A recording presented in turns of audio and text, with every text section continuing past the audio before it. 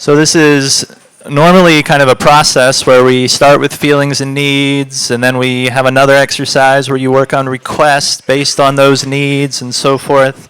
But just want to bring in this sort of NVC, attentiveness to need, that kind of bring in this sort of NVC, attentiveness to needs, and that kind of exercise. Bring in this sort of NVC, attentiveness to needs, and that kind of exercise. So these 5 moments are centering, which we've done a little bit of, but think about what helps you to center, whether it's a short prayer, or it's counting to 5, or it's putting your hand on your heart, or like naming to someone who really inspires you in life, like grandma, or Jesus, or whoever that might be.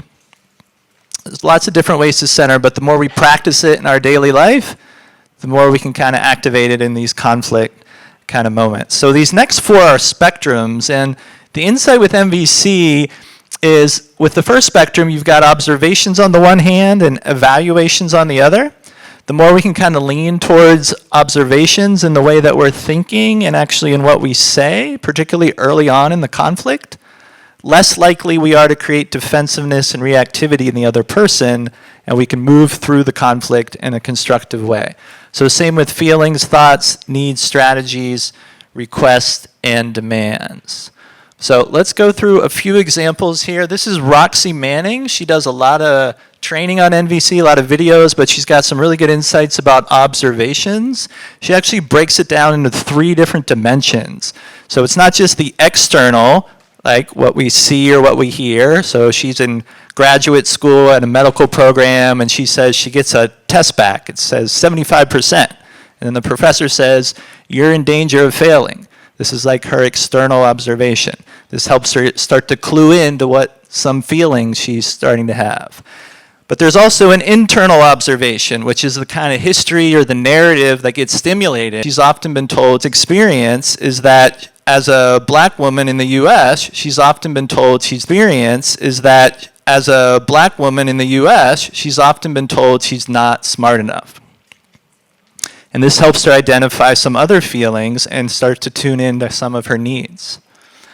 There's also a systemic element to observations. This is what is it about the system or the policies or the institution or the structure or the rules that are making this conflict more likely to occur. So for her, in her example, she says she recalls that about 34% of black women get into medical graduate programs, but only about 6% are graduating. So this systemic observation helps her become aware of some other needs as she starts to kind of work through the conflict as well. So those are 3 different types of observations. It takes some practice and kind of playing with these, but just wanted to name those for you as you kind of start to think about observations. So a couple quick examples. Tell me if this is an observation statement or an evaluative statement. You seem very angry with me for no reason. Is that more of an observation or an evaluation?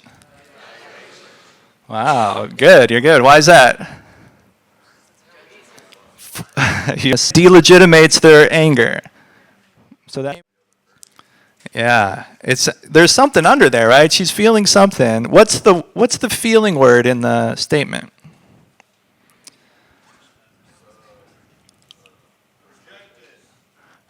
So she may be feeling rejected, right? You look at your feelings wheel, right? This is more of a blaming statement. When you hear that you at the beginning, it's usually more of a blaming the other person, interpretation of what the other person is doing. Maybe they are disrespecting her. That could be true.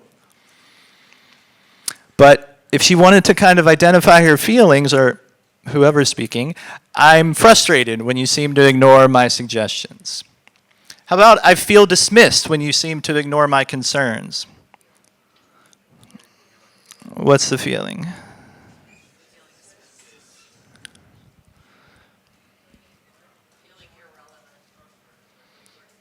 Feeling irrelevant. Look at your feelings wheel. Mm-hmm. So dismissed is a little more of an interpretation of what the other person is doing. Right? It may be true, that may be what's happening. And you know, when we say things like this, maybe the other person gets it and they can understand what we're trying to say. And you move through the conflict and it's all fine, right? But there's a potential here that this could create some defensiveness and make it harder to kind of move through. I feel dismissed is more of an interpretation of what the other person is doing. So you just want to kind of keep that in mind. How are they responding to that way of communicating? Last one, I sense your skepticism and frustration about present border strategies. Right? So this is a little more of an immigration advocacy context. I sense your skepticism and frustration. Those would be feelings. So again, all of this you put in your own language, your own style, and again, if a person kind of gets where you're coming from or you kind of have some familiarity, probably not a big deal and you kind of move forward, but sometimes the way we kind of put it out there can create some barriers. So with needs, you irritate me when you blame others for all of our problems. All right, this is a little more interpretation of the other, blaming the other. Probably not going to be constructive. I feel disheartened when you say that because like I'm hoping for some more respect. All right, so the need there is respect. I sense that support for the people in your state is very important to you. All right, the need for support. I hear you trying to ensure some order rather than better at this. Or whatever actions you think will actually get those needs on a policy or whatever actions you think will actually get those needs on a policy or whatever actions you think will actually get those needs kind of met. So last one here is requests. So sometimes in life it makes sense to make demands, right? Somebody's in the context and some justice issues that are really urgent and something needs to change, you know, you make the demand. You got to put it out there. Generally speaking, in our interpersonal conflicts and sometimes in advocacy, if we can kind of lean towards what are called proposals or requests that are rooted in trying to get an unmet need met, then we may have a better chance at a constructive conflict. So if I say, I want you to understand me, or I want you to do something, this is kind of vague. It's hard to know what that looks like. So with requests, one of the tips is that they're positive. You say what you do want to see happen more than what you don't want to see happen. They're specific, so concrete and doable rather than vague and abstract.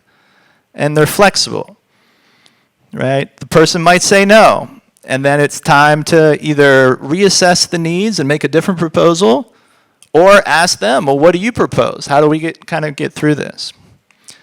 Second one, I wonder if we can better ensure order at the border if we better address root causes and lower wait times for legal entry. Would you support that?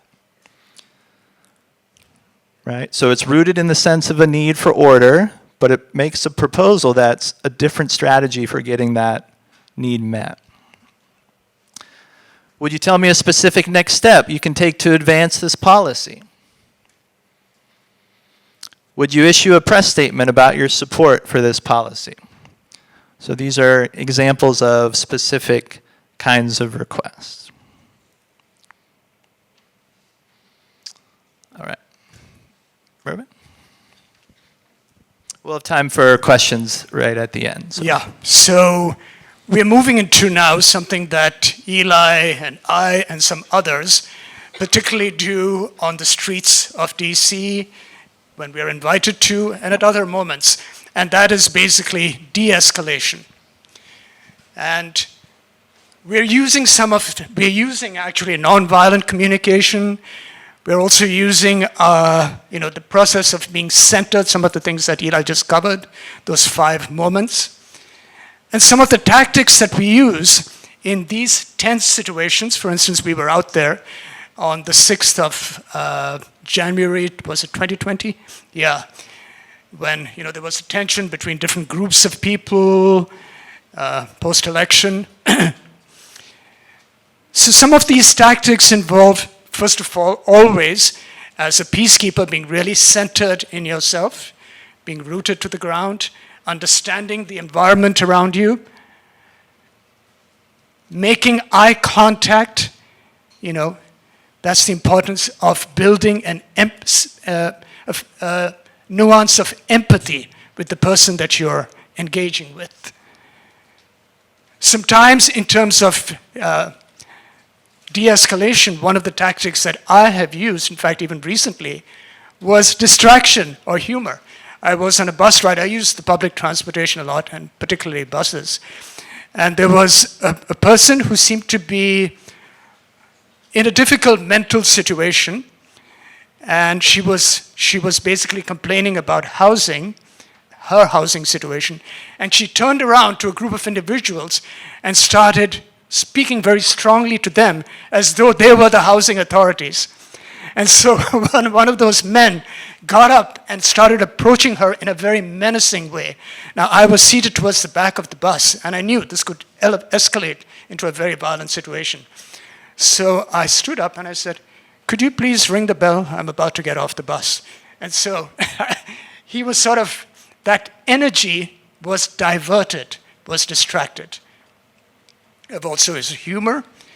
And at times, if the situation is right, you can enter into a dialogue if the situation is right. And that dialogue is either with the person who's potentially going to impose the violent action or violent speech, or it could be in empathy with the potential person who's going to face that violence. And so you're establishing there a relationship. You're allowing for the dignity of both parties to be recognized, and you're also building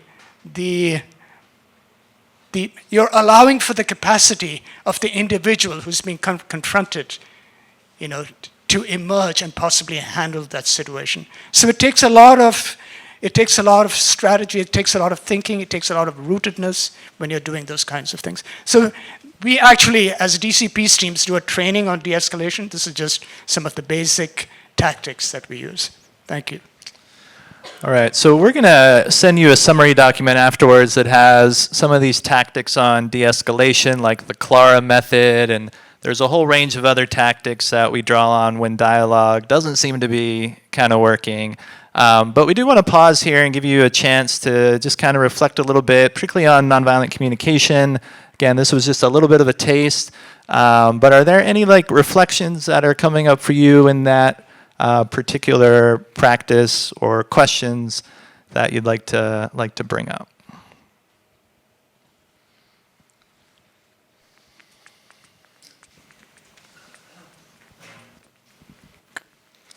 Good afternoon, everybody. My name's Brother James Lagruda, and I saw this escalate. I've been through this course before, this de-escalation, as I will be training. I will be a poll chaplain on Election Day, so a lot of these same principles were used. And these same recommendations were used to de-escalate if we have a situation at the polls on Election Day. So that's kind of where my mind went, trying to humanize both sides and trying to keep my views out of it at the same time, when it could be very easy to tell one side to shut up but to maintain their human dignity regardless of the situation, and trying to empathize and say, although we might have different beliefs and a different vision for America, we are all on the same team, trying in a way to distract in a lot of ways. And I actually found myself doing it this past week, trying to deflect it to the Phillies. I live in Philadelphia, so which it helped. Thank you. Appreciate it. Other questions, comments, reflections? Hey, my name is G. I'm the Director of Campus Ministry for Newman University. Thank you. Thank you. I'm wondering, we have 7 universities here. So I'm wondering if you can talk a little bit about how this applies to college students. I think over the last couple years, we've seen that our university students, our college students, have been talking loudly to us. But people of power are not listening. Oh, thank you too. And they're responding in a way that unfortunately means that they're using violence, right? We saw the encampment, last year throughout the country. But I think sometimes our students don't know how much strength that they have, how empowered they are, but I find that they don't know how to communicate that. So I'm curious if you have any perspective on that for them.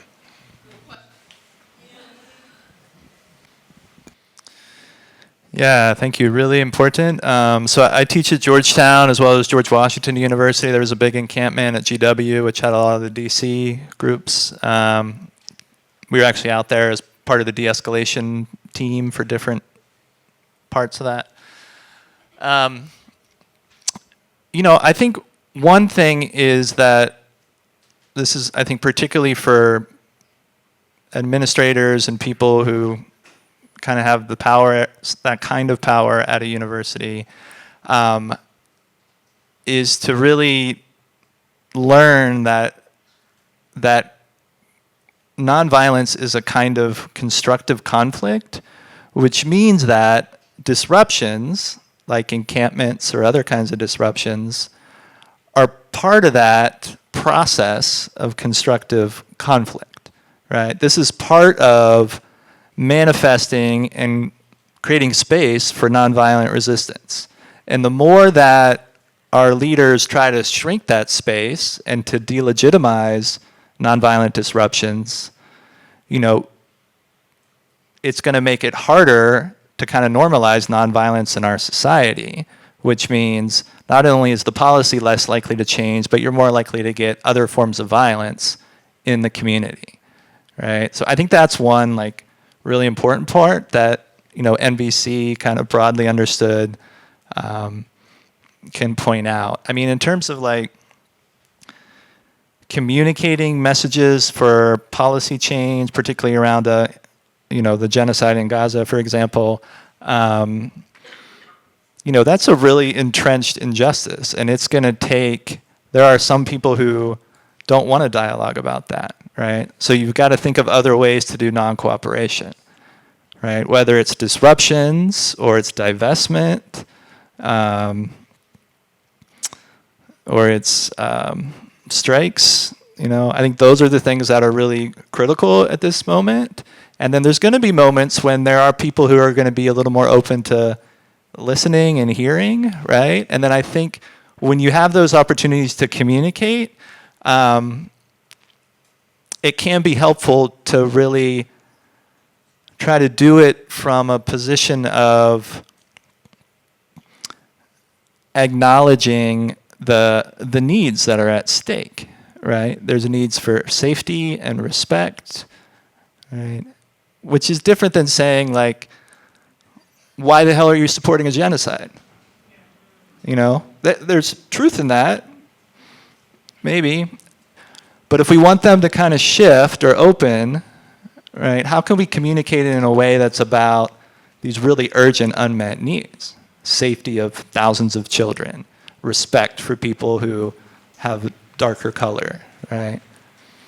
I think that's a piece that maybe can be helpful. But there's lots of layers to this, and I just want to acknowledge the value of nonviolent resistance, and this is a moment where that has to happen. Could I just add a point? Sorry, go ahead. Just to add a point to that. So I come from a context of really violent student demonstrations in India, as a result of which universities were closed for a whole year. I lost a year of my college education. And I've realized that the whole aspect, the whole strategy, really viewed as a strategy of de-escalation or nonviolent resistance, is a spectrum. that requires a lot of creativity. And if that is recognized, we started out by saying conflict is constructive and conflict is also an energy. And so it's, I remember a professor, from whom I began to learn about nonviolence in India, described it as a bamboo that at some times is so flexible that you're able to respond in ways or direct your energy also in response to what is coming at you. And I think the other thing is to realize that we all have different capacities. As I've understood the student movement and the whole Gaza situation, that there are different possible responses from different student groups. While some are engaging, others are doing the nonviolent resistance. And I think if there is that element of creativity, knowing what's in front of you, and analysis of the forces that you're confronted with, and also, as Eli was saying, the whole idea of compassion, I heard in that dialogue that Michelle moderated, I don't think any of us has the absolute truth. If we can begin with that, I think that is where we could go forward, no matter what the context might be, whether it's interpersonal, whether it's community-based, office, or larger movements that are responding to violence. Please join me in thanking Merwyn and Eli.